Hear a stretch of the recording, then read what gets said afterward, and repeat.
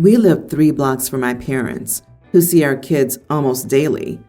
My husband's parents live a few states away and only see the kids a few times a year, so it's easy to see them since we only visit when the kids are off school. But when they come to see us, it's at random intervals throughout the year. Not a problem, really. They're excellent grandparents, with one small exception. They think our rules go out the window whenever they visit. It means, why don't we make the kids their favorite food daily? Why can't the kids watch TV with them before they do their chores and homework? Why do the kids have to be in bed so early? It drives me crazy that I'm the bad guy because my husband won't put his foot down, so I have to do it. They came last week. On Monday, they wanted the kids to pay attention to them as soon as dinner was over. Then they wanted to take the kids to see Avatar on a school night. My husband allowed it. Last straw, I told him he knew that throwing the kids off their schedule screwed me. So I gave him the choice of either enforcing our rules or I would. He said he would take care of it. The second night, there was a hockey game on. He wanted to watch it with our son, who loves hockey. I reminded my husband that our son had chores to do and homework. He said it was just a hockey game.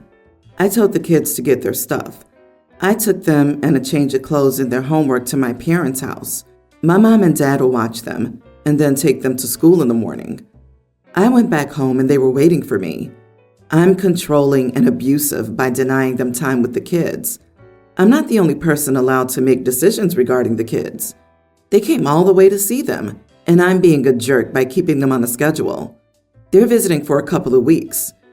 Wednesday, after I picked the kids up from school and dropped them off at home with my in-laws, I then went out for the first time in ages. I told my husband I'd be out late and didn't want to wake anyone, so I'd be at my parents' house. Did the same thing Thursday through tonight. My husband has been calling and texting and coming over to tell me I need to come home because the house is a disaster because his parents won't do anything. They're on vacation and they're there to see the kids, not clean up. The kids are having a fun time with no rules, and he's been contacted by the school because no homework was turned in on Thursday or Friday. I didn't answer those texts. I said I'd return after his parents left, or he enforced the rules. He said I was taking it too far and affecting his work. Honestly, tough crap. But maybe I am the idiot. Edit. The school has both of our contact information. I left it on red. Not the idiot. And I seriously applaud you. So many women take this crap and never have the guts to stand up for themselves. Playing nice sucks. Your husband and parents will most likely call you difficult. They're upset the house is a mess. They can clean it themselves. You're not the maid. You were not put on this earth to ensure everyone has a lovely time but you. You are the one that has to take care of the aftermath. If your husband and his parents can't understand that children need routine and boundaries, you're in for a rough ride. Hopefully you've made it well known that you won't stand for that type of crap. Oh man, this is brutal. I don't even have kids, and I know schedules are meant to be followed, not a suggestion. They visit, but it's not just for a day or two, but for several weeks. That's too long for exceptional status, especially when the kids have school and everyone needs to go to work. I admire your determination. You absolutely did the right thing, in my honest opinion. This was an epic move, and seriously, so much respect that you did that. I feel for you. They turned your home into a pigsty. You'll have to pick up the pieces after all of this. They might not learn their lesson, and you'll still have extra work to do. There are 3 adults. Can't one of them put together a meal? They're just being lazy and expect you to do everything for them. You're not the hired help. They should treat you as such. I'd be fuming. Tell your husband he'd better pay for a cleaner, as you won't clean up their mess when you return after his parents leave. Hopefully this will give him a kick in the butt to see how big a deal this is. Grow a spine and say no to his mommy and daddy. My ex-wife Natalie and I had an amicable but not loving marriage. We had 2 children, Michael 28 male and Lily 30 female. When Michael was about 10 years old, she and I saw that we no longer had romantic feelings, but a beautiful friendship. But for reasons at the time, mainly our children, we decided to continue the marriage until our children left home. Basically, nothing has changed on a daily basis. We were still the same couple as always, but we didn't force something we didn't want. When Michael moved away for college and home permanently at age 19, we decided to make the gradual move and finally make our divorce official. Michael didn't handle it well. For months, he tried to convince us to try couples therapy, intervention, that it was a bad phase in the marriage, and not to sign the divorce papers until we were sure. We explained together and separately that it wasn't a bad phase and that we stayed together for the good of the family only, etc. Over time, he conformed, but hasn't accepted until today. I'm currently married, and so is Natalie. We have a great relationship and often spend Christmas and New Year's with our children. What happened? Michael's engaged to Liam, and we recently had dinner with him, his in-laws, his fiancée, and Natalie to celebrate the engagement. Unfortunately, Michael still has a habit of making spiteful comments about the divorce and how traumatizing his parents' experience of getting divorced was. Several times I said that this was something that hurt us to hear, because above all, my ex and I cherish that our children don't suffer from our decision. During dinner, we were talking to his in-laws, and they asked us how long we'd been apart and how good we had a relationship, etc. Michael at some point said, "It wasn't such a good thing for the family. It was a traumatizing experience to see your inspiration for a couple break up and your family fall apart." To say that Natalie and I were embarrassed that he said this in front of his in-laws is not necessary. I had my limit, and I said, "Look, Mike, I understand your feelings, but it's been 9 years that your mother and I haven't been together, and you didn't even live with us during this process. We are already in another moment in our lives. I think it's over time to get over it and turn a page." He was quiet and stayed that way for most of the dinner, saying only what was necessary.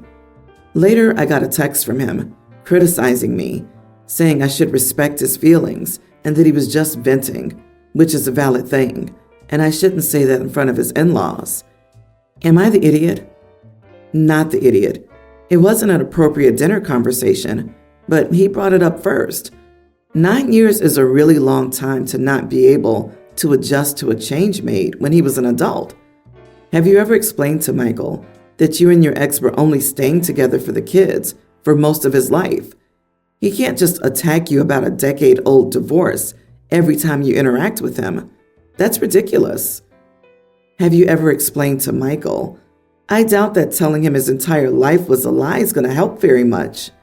Venting at such an event is not appropriate. He should seek the help he needs if he still can't accept the situation. You have a right to your own happiness, and you've made every effort to make the situation work. Your point of view is valid, and so is your son's. The mask of a perfect relationship is what got you here, because you pretended to be a couple since your children were 10 years old. Even if you were just friends, your children never imagined you'd get a divorce. They looked at you as the ideal and perfect marriage. The divorce was a huge shock, and unfortunately, your son isn't over it yet. He could use a therapist to help him. It's usually easier when the children see the obvious, that the parents just don't understand each other. Occasional fighting is obviously not a perfect marriage. Then divorce doesn't come as a shock then. I agree with this. OP keeps trying to say, we feel good that we didn't traumatize the kids. When it's obvious, Michael's still traumatized. They completely destroyed his sense of self doing it the way they did. I had the experience of looking up to my parents and having that view crushed. It still affects my life in tangible ways.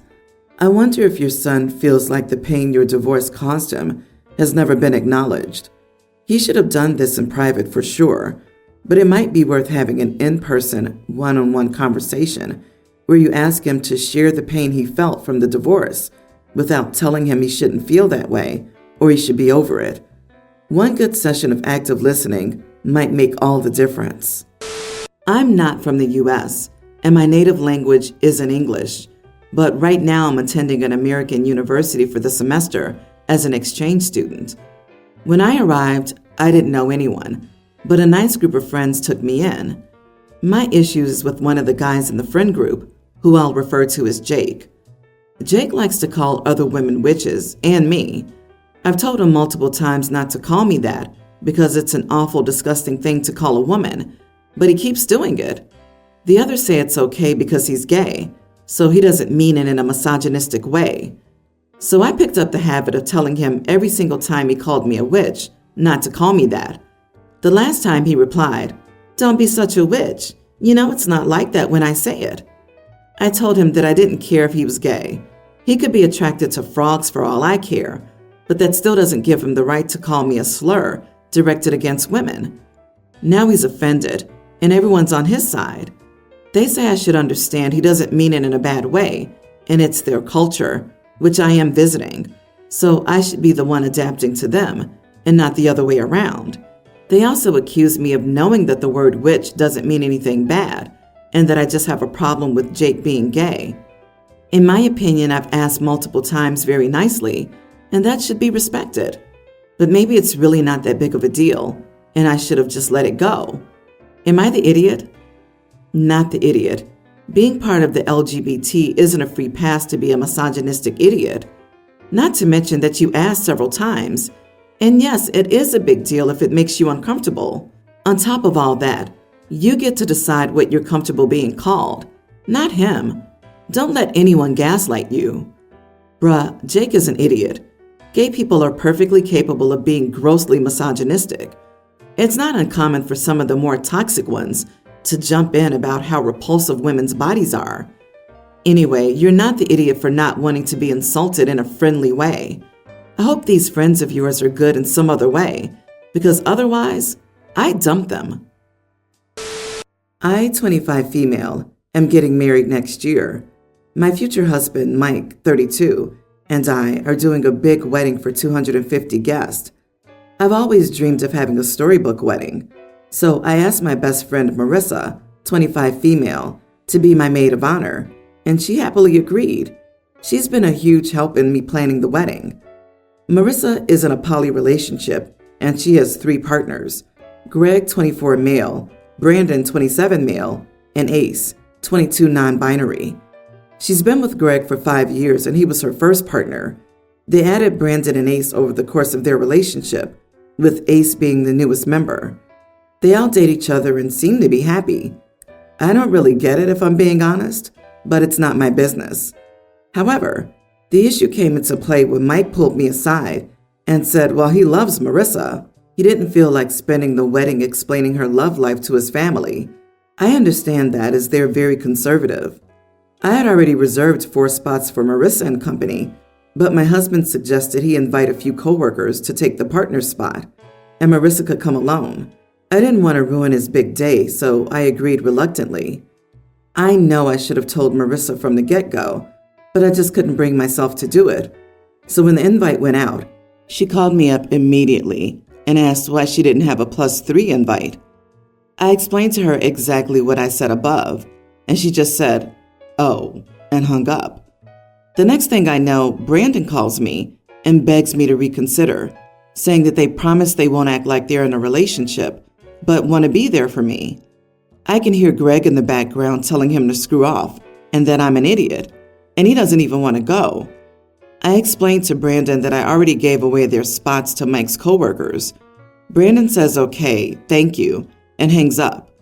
Marissa texts me the next day, saying she isn't coming unless they can go. Mike said he can't uninvite his coworkers now, so it's not his problem. I told him I would add them and pay the cost. And he just said if I want to spend the whole time explaining their relationship to people, then so be it. But he isn't wasting his time doing it and will just send people my way. Our other friends think I'm an idiot, but Mike's friends and a few of my non-mutual friends don't think I am. You are the idiot. Intentionally or not, you put the opinion of bigots over the reality of your friends. They likely feel betrayed, especially on such short notice. Could Mike's family be given a stern warning instead? Such as, there will be no comments on people at our wedding. If you cannot keep it to yourself, you will leave. Honestly, at a 250-person wedding, how would this family even notice a poly relationship? It's not likely people in a relationship have a banner over their heads. It'll just be 4 people at a wedding. And if anyone notices one person kissing 3 different people, unlikely, they would still be idiots for bringing it up to the groom on his wedding day. So the worry is purely about excluding the poly people, not any real issue they would cause. She also claims this woman is her best friend.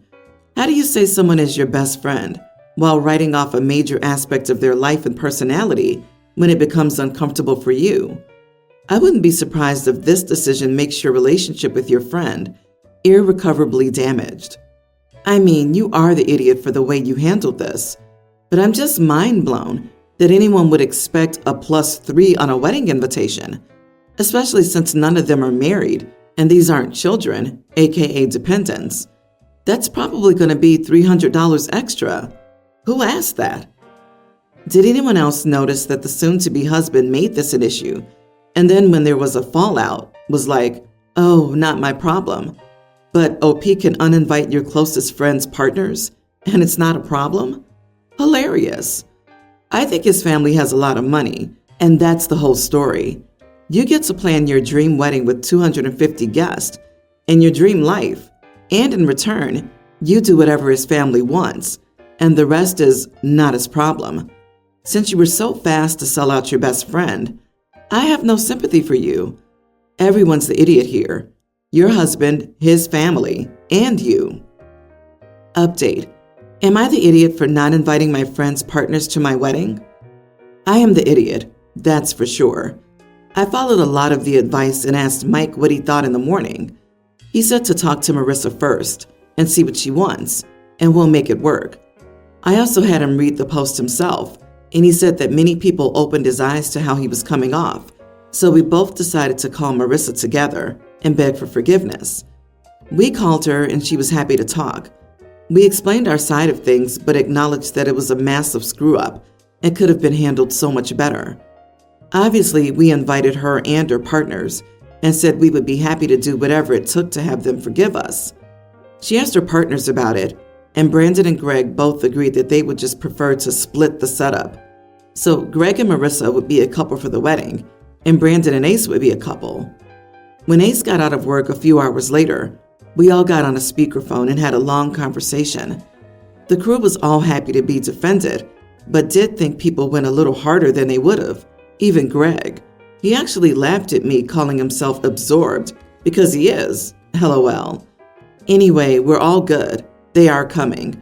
They gave permission to tell Mike's parents. We called the parents after, and they understood but said, don't let Nanny know, or she'll be asking questions all night. It's been a huge relief, and we learned how to communicate better as a couple. Sure do love a happy ending. Thanks for the update, OP. Although you got off to a bad start, it's great that you and Mike were open to hearing other people's opinions and learning from them.